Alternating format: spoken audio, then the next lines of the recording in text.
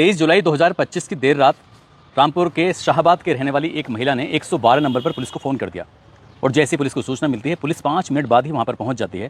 उस महिला से पूछा जाता है कि हम आपकी क्या मदद कर सकते हैं। जैसे ही महिला से पूछा जाता है तो महिला ये कहने लगती है कि मुझे तो तुम ऐसा लग रहे हो जैसे वर्दी पहनकर कोई चोर आ गया है। मैं कैसे यकीन करूँ कि तुम पुलिस वाले हो या चोर हो। अब जैसे पुलिस वालों ने ये बात सुनी उन्हें बड़ा अटपटा लगता है, अजीब लगता है। महिला की बातों से लग रहा था कि वो बहुत ज़्यादा घबराई हुई थी, परेशान थी। तभी पुलिस वालों ने कहा कि मैडम आप बिल्कुल परेशान मत होइए, ये देखिए हमारे पास गाड़ी है, गाड़ी में जो इक्विपमेंट रखे हुए थे पुलिस वालों के वो सब दिखाए जाते हैं। यानी कि काफ़ी देर लगती है, मशक्कत करनी पड़ती है। आखिरकार उस महिला को यकीन आ जाता है कि ये वाकई उत्तर प्रदेश की पुलिस है।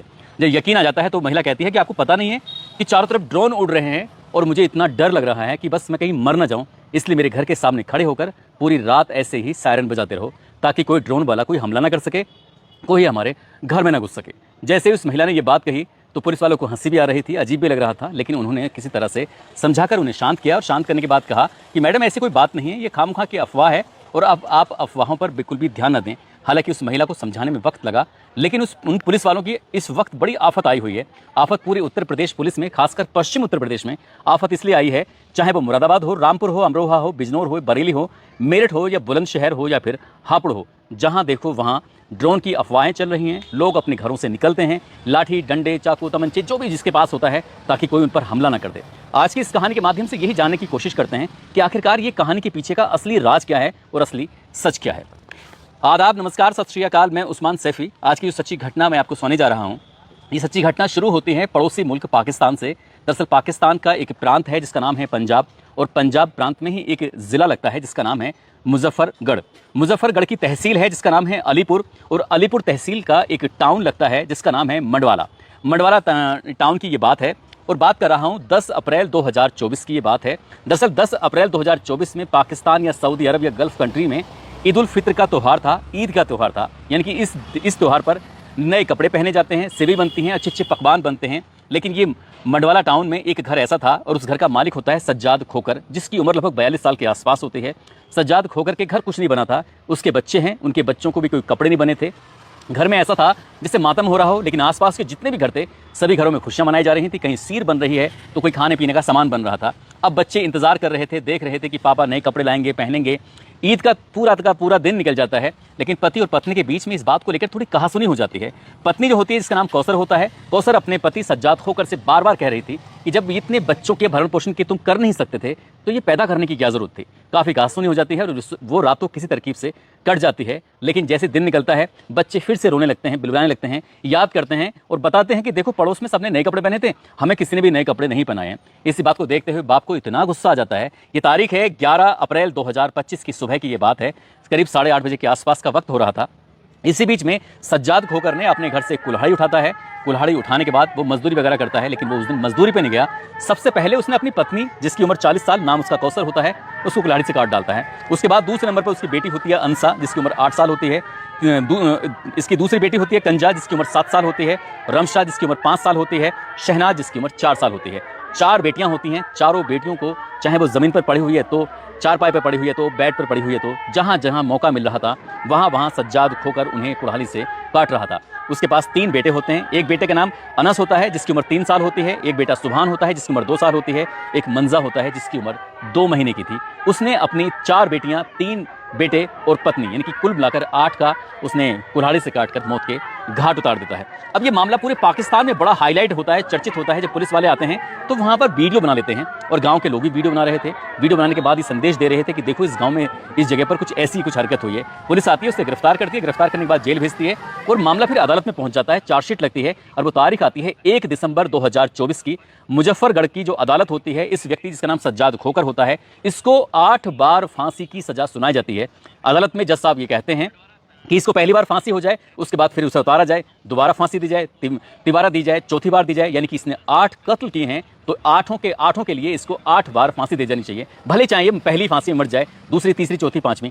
जज साहब को भी कुछ इस तरह से गुस्सा आता है और लोगों ने इस बात पर अच्छी प्रतिक्रिया दी थी कि जज साहब ने वाकई ये अच्छा फैसला सुनाया। हालांकि वो अभी तारीख निश्चित तय नहीं हुई है कि आखिरकार सज्जाद खोकर को कब फांसी दी जाएगी। लेकिन ये जो वीडियो बनी थी वो वीडियो सोशल मीडिया पर अब तैरने लगती हैं जगह जगह, और इसके तैरने का जो नंबर आता है ये उत्तर प्रदेश के जिला मुरादाबाद का गांव मंसूरपुर लगता है, थारा का नंगला लगता है, यहाँ से पहली बार ये इस गांव के नाम ये हैं भी या नहीं भी, इस बात की भी कोई मुझे ज़्यादा जानकारी नहीं है, ये तो मुरादाबाद के लोग ही बता सकते हैं। लेकिन वो पाकिस्तान की जो वीडियो थी, एक बाप ने जो अपने बच्चों को यानी कि 4 लड़कियां 3 लड़कों और पत्नी को जो कुल्हाड़ी से काट दिया था, उस घटना को उत्तर प्रदेश के ज़िला मुरादाबाद के मंसूरपुर ठाकर का नंगले के पास से जोड़कर उसको वायरल करना शुरू कर देते हैं। और कहानी कुछ इस तरह से रची जाती है, कहा जाता है कि ड्रोन से पहले तो रैकी की जाती है, ड्रोन आते हैं, ऐसे घरों को निशाना बनाते हैं जिस घर में कोई होता नहीं है, या फिर ये देखते हैं कि कोई सो रहा है, जाग रहा है, पूरी रैकी की जाती है। उसके बाद घर के अंदर आते हैं और घर के अंदर आने के बाद फिर वो चोर पूरे घर को लूट लेते हैं और उसके बाद फिर लोगों को काटना पीटना शुरू कर देते हैं। वो छोटे छोटे बच्चों को भी नहीं बख्श रहे हैं। इस तरह की जब कहानी सोशल मीडिया पर बहुत तेजी के साथ तैरने लगती है, अब हर कोई एक दूसरे को तसल्ली देने लगता है, कहता है कि फला जगह इस तरह की घटना हो गई है, आप अपने बच्चों को थोड़ा ठीक से निकालना, रात को जागना। अब लोग इतने डर जाते हैं कि डर का आलम कुछ इस कदर होता है कि आप इसी बात से अंदाज़ा लगा सकते हैं। उत्तर प्रदेश के ज़िला अमरोहा में 12 जुलाई से लेकर 18 जुलाई तक 202 कॉल सिर्फ 112 को इसलिए की गई कि हमने अभी अभी अपने घर की छत पर ड्रोन उड़ता हुआ देखा था। यानी कि 202 कॉल 12 तारीख से लेकर 18 तारीख तक। आप सहज ही अंदाज़ा लगा सकते हैं कि संभल हो, मुरादाबाद हो, चंदौसी हो, रामपुर हो, अमरोहा हो, इन जगहों पर सबसे ज़्यादा अफवाहें फैलाई गई थी। यहाँ के लोगों ने तमाम सोशल मीडिया के जो पन्ने थे तमाम उसमें भरना शुरू कर दिया कि यहाँ पर हमने ड्रोन देखा है, ऐसे देखा है। अब लोग रातों को निकलते हैं, चाहे बच्चे हों, महिलाएं हों, बूढ़े हों, बुजुर्ग हों, जैसी जिसकी हालत थी वो अपने घर के सामने चारपाई डालकर, खासकर ग्रामीण क्षेत्र की हालत ज़्यादा खराब हो जाती है। ये बात अफवाह फैलते फैलते शहर तक भी पहुंच जाती है और शहर तक जब अफवाह फैलती है तो लोग अपने घरों से जागने लगते हैं और ये देख रहे थे कि कहीं उन पर हमला ना हो जाए। अब इन्होंने इस तरह के काम करना शुरू कर दिया, लेकिन इस जागने का क्या नतीजा होगा किसी ने सोचा नहीं था। ये तारीख थी 25 जुलाई 2025 की रात। पानीपत से एक कार में बैठकर 6 लोग चलते हैं अपने घर के लिए। इनका घर था जिला संभल के असमोली थाना क्षेत्र का गांव मिलकपुर नवादा। जैसे ये जा रहे थे NH 24 पर रास्ता भटक जाते हैं। इनको जोया से कट लेना था असमोली के लिए, कट ले नहीं पाते, कट आगे था। जब करीब 4-5-6 किलोमीटर आगे निकल जाते हैं तो ये डिडोली थाना क्षेत्र में पहुंच जाते हैं और डिडोली थाना क्षेत्र का गांव लगता है पतेई खालसा। वहां पर जाने के बाद किसी व्यक्ति से पूछ रहे थे, देर रात की ये बात थी, कि भाई साहब हम लोगों को मिलक नवादा जाना है जो कि थाना असमोली में लगता है। उनसे पूछा जाता है कहाँ से आ रहे हो? उन्होंने कहा हम पानीपत से आ रहे हैं। पानीपत से आ रहे तो यहाँ कहाँ जा रहे हो? इस तरह के जब गांव वालों ने सवाल जवाब करना शुरू किया है तो गांव वालों ने कहा ये तो ड्रोन वाले हैं। बस इसके बाद क्या होना था कि उन्हें पीटना शुरू कर दिया। 4 लड़के तो किसी तरकीब से जान बचाकर वहां से भाग जाते हैं, लेकिन 2 लड़के फंस जाते हैं। एक का नाम अंकित होता है, एक का नाम तहजीबुल होता है। तहजीबुल हक और अंकित को कुछ इस कदर मारा जाता है, इस कदर गांव वाले पीटते हैं कि उनको मार मार के उनको ICU में भर्ती कराना पड़ता है। जब तक पुलिस आती है तब तक उनकी हालत बहुत ज़्यादा बिगड़ चुकी थी। ऐसे ही एक और घटना है 25 जुलाई 2025 की। अमरोहा के एक जगह लगती है बछराइयों, और बछराइयों में ही एक गाँव लगता है नसीरपुर। नसीरपुर में कुछ लोग आम के बाग की रखवाली कर रहे थे। ये फिलहाल आमों का सीजन चल रहा है। ठेकेदार होते हैं मोहम्मद उमर, उसका भाई होता है इस्लाम, उसका भतीजा होता है यानी कि इस्लाम का बेटा जुमा, और एक उनका सहयोगी डालचंद होता है, और एक और व्यक्ति होता है जिसका नाम सलीम होता है।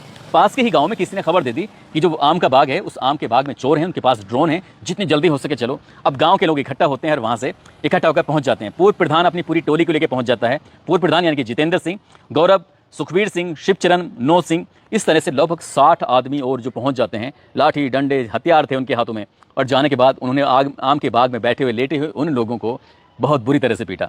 तभी किसी ने पुलिस को फ़ोन कर दिया कि जल्दी से यहाँ पर आ जाइए, नहीं तो ये पब्लिक इन लोगों को मार डालेगी चोर समझकर। पुलिस आती है, इन बेचारों को जान बचाती है, लेकिन डालचंद की तहरीर के आधार पर जो नामजद थे, जैसे पूर्व प्रधान जितेंद्र, गौरव, सुखबीर, शिवचरण, नो सिंह और 60 अलग अलग लोगों के खिलाफ FIR दर्ज कर ली जाती है। अब पुलिस उनकी गिरफ्तारी वगैरह कर रही है। ज़िंदगी अब कैसे कटेगी? एक FIR छोटी सी धारा भी लग जाती है तो इंसान को परेशान कर देती है। इन पर तो खैर बड़ी धाराएं लगी हैं। ऐसे ही तीसरा एग्जाम्पल है 22 जुलाई 2025 की रात। संभल का एक नकाशा थाना लगता है, वहाँ पर एक गाँव लगता है नहठोर। यहाँ का रहने वाला सुंदर होता है और इसी के भाई का एक साला होता है, नाम सनी होता है। सनी और सुंदर दोनों ये जो कावड़ी की झांकी थी उसे देखने के लिए जा रहे थे, और कावड़ी की झांकी देखने के बाद ये वापस आ रहे थे तो रास्ते में इनको ये पूछने लगते हैं इनसे कि भाई तुम कहाँ से आ रहे हो? तो इन्होंने बताना शुरू कर दिया कि हम वहाँ से आ रहे हैं। सही जवाब दे रहे थे, लेकिन गांव के लोगों ने, जिसमें नंद किशोर होता है, भारत होता है, डब्बू होता है, श्री राम का बेटा होता है और 10-12 और अज्ञात लोग होते हैं, इन लोगों ने इन दोनों लड़कों को पकड़ा, जिसके एक का नाम सनी होता है, दूसरे का सुंदर होता है। उनको बहुत बुरी तरह से मारते हैं, पीटते हैं और पीट पीट कर इनको भी अस्पताल पहुंचा देते हैं। पुलिस अगर नहीं आती तो शायद ये मारे जाते। ऐसी 26 जुलाई 2025 की देर रात की बात है। अमरोहा में एक गजरोला लगता है और गजरोला में ही 33/11 KVA का एक बिजली घर होता है। वहाँ पर सूचना पहुँचती है कि लाइट खराब हो गई है, यानी कि 2 फेस में आ रही है, लेकिन तीनों फेस में लाइट नहीं आ रही है, इसलिए किसी को भेज दो। 2 लाइनमैन को भेजा जाता है ये कह के कि आप जाकर लाइन को ठीक कर दो। दोनों लाइनमैन चले जाते हैं और वो रास्ता पकड़ते हैं तिगरिया भूड़ पर। ये बंद रेलवे फाटक है, उसके फाटक के किनारे किनारे चल रहे थे। अचानक ही किसी की नज़र पड़ जाती है, कहते हैं कि 2 लोग हैं और उनके पास ड्रोन है। बस इतना कहना था। गांव के लोग जो टूट के पड़ते हैं। अब इन दोनों लाइनमैन को इतनी बुरी तरह से मारते हैं, पीटते हैं। वो कह रहे हैं कि भैया हम लाइन ठीक करने के लिए जा रहे हैं, हमें ऐसे मत मारो। हम लाइनमैन से बात करा देते हैं, नज़दीकी पुलिस स्टेशन के दरोगा से बात करा देते हैं। इतने वो दरोगा से, अपने लाइनमैन से या फिर अपने अधिकारियों से बात कराते, तब तक तो ग्रामीणों ने पकड़ पकड़ के उनको बहुत बुरी तरह से पीट दिया। हालांकि पुलिस मौके पर पहुंच जाती है और पुलिस इन दोनों लाइनमैन को आखिरकार बचा लेती है। ऐसे ही 20 जुलाई 2025 की रात की ये बात है। ठाकुर द्वारा का एक गाँव लगता है, जो कि मुरादाबाद का ही एक ठाकुर द्वारा है। उसका गाँव लगता है भाईपुर। भाईपुर में एक अचानक ही एक लड़का, जो उत्तराखंड के जसपुर के मोहल्ला चांद वाली मस्जिद के पास का रहने वाला होता है, वो रास्ता भटक गया था और इंटर कॉलेज के पास में खड़ा हुआ था। ग्रामीण उस रात जागे हुए थे और जाकर ये पहरेदारी कर रहे थे कि आखिरकार के ड्रोन आसमान में तो नहीं उड़ रहा है, उसको देख लें और कहीं कोई चोरी वगैरह की घटना ना हो जाए, किसी बच्चे पर हमला ना हो जाए, किसी आदमी को ना मार दे। तो यहाँ पर इस व्यक्ति के बारे में पता चलता है कि ये ड्रोन लेके घूम रहा है।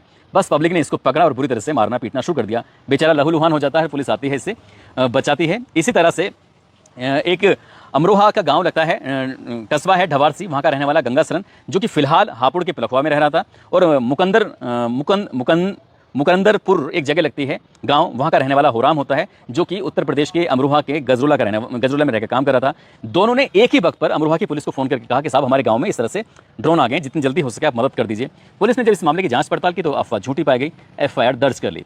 अब पुलिस लगातार ऐसे ही ढूंढ कर FIR दर्ज कर रही है और जो अफवाहें फैला रहे हैं। लेकिन ये अफवाहों का दौर कुछ इस तरह से है कि बुलंदशहर हो या फिर मेरठ हो, अलीगढ़ हो, अभी ये शायद अलीगढ़ में भी अफवाहें सुनने को मिल रही हैं, बहुत तेज़ी के साथ फैल रही हैं। चंदौसी, मुरादाबाद, संभल, रामपुर और बिजनौर ऐसी जगहों पर ये अफवाहों का दौर इस कदर है कि जब बच्चे स्कूल जा रहे हैं तो माँ बाप ये टीचरों से कहते हैं कि साहब हमारे बच्चे को बिल्कुल अकेला मत छोड़ देना, अगर आप अकेला छोड़ दोगे तो ऐसा ना हो कि ड्रोन आ जाए और बच्चे को उठा के ले जाए। कुछ इस तरह की अफवाहें हैं, इसलिए इन अफवाहों से दूर रहने की जरूरत है, समझदारी से काम लेने की जरूरत है, याद करने की जरूरत है। जिस घटना से कहानी शुरू हुई थी, दरअसल वो पड़ोसी मुल्क पाकिस्तान के मुजफ्फरगढ़ के अलीपुर तहसील के गाँव मडवाला की थी। वहाँ पर एक आदमी ने, जो कि बहुत गरीब था, मजदूर था, अपने बच्चों की परवरिश नहीं कर सकता था, उसने अपनी पत्नी को मार डाला। बच्चों को इसलिए मार डाला, जब पत्नी ही नहीं रहेगी तो बच्चों की हिफाजत देखभाल कौन करेगा, इसलिए पूरे खानदान को सफा कर देता है और वो जेल चला जाता है। उसे फांसी होगी या नहीं होगी ये तो पता नहीं, लेकिन उसकी हरकतों की वजह से इंडिया के पश्चिमी उत्तर प्रदेश में, खासकर जो उत्तर प्रदेश में लगता है, यहाँ पर पूरा बवाल मचा हुआ है। आप लोगों को जागरूक होने की जरूरत है, सचेत होने की जरूरत है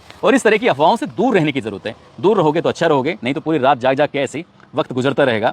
दोस्तों, इस पूरे घटनाक्रम को सुनाने का उद्देश्य किसी को परेशान करना नहीं है, किसी का दिल दुखाना नहीं है, बल्कि आपको जागरूक करना है, आपको सचेत करना है। और ऐसे ही एक व्यक्ति का नाम, जो कि शेख चिल्ली का किरदार निभाते हैं, नाम उनका सलीम, उन्होंने मुझे फ़ोन करके पूछा था कि भाई साहब कुछ इस तरह की बात मैंने सुनी है, क्या ये कितना सच है कि बच्चों को मार रहे हैं, काट रहे हैं। वो कह रहे हैं कि लास्ट में कहानी के बाद मेरा नाम भी जोड़ ले देना। तो मुझे वहीं से मोटिवेशन मिला था कि ऐसे लोगों को जागरूक करने के लिए